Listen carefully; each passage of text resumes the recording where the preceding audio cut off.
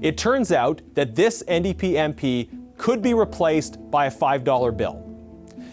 We're fighting over public access to contracts, battery manufacturing plants that Trudeau has announced big public subsidies for, and he wants to keep these contracts secret.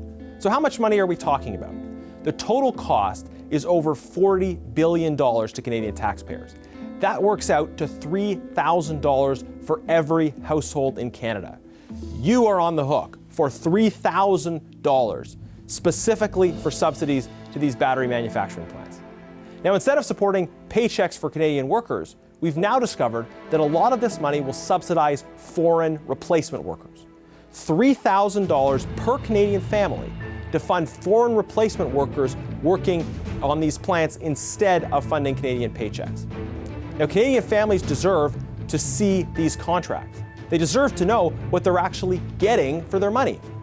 Did Trudeau put in place any measures to guarantee Canadian jobs? You deserve to know. When we started asking for these contracts, initially, the NDP also said they wanted these contracts. But the NDP have now flip-flopped. They voted with their partners in the corrupt cover-up coalition to hide these contracts and prevent Canadian workers from knowing what's in them. Instead, as their fig leaf to cover up their cover-up, the NDP suggested that instead the committee could do an ATIP. What's an ATIP? Well, every Canadian can file an ATIP. They just cost $5. And unfortunately, under the Liberals, we've seen how the ATIP system has been debased and in many ways ruined by a lack of transparency. Oftentimes, if you ask for an ATIP, you'll see something like this: heavily redacted documents that don't actually give you the information you need.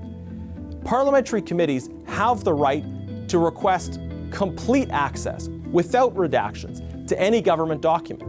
And this is why Conservatives wanted to use those special powers to order the production of these contracts and the order the public release of them, so that you, the people paying for these manufacturing plants, can actually see what's in the contract, what is there, what's not there for Canadian workers.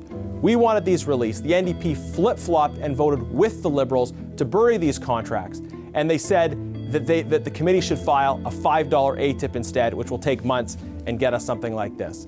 The cover-up coalition is at it again. The NDP have flip-flopped and abandoned the workers they say they represent. But the fight continues. While the NDP have abandoned workers, we will continue to fight for the release of these contracts.